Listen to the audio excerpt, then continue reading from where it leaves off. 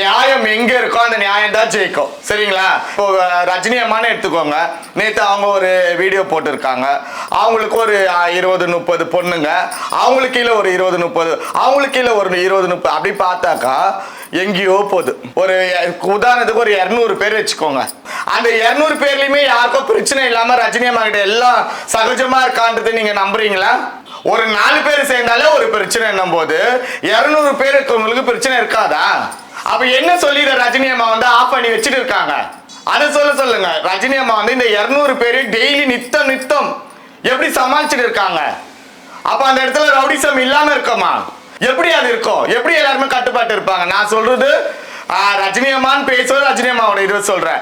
ஆனா இந்த 21 பேருக்குலயுமே இந்த ரவுடிசம் இருக்கு, அராஜகம் இருக்கு. நான் எப்படி அழுத்தமா சொல்றேன்னா, இவங்க கூட நான் 25-24 வருஷமா பயணம் பண்ணிருக்கேன்.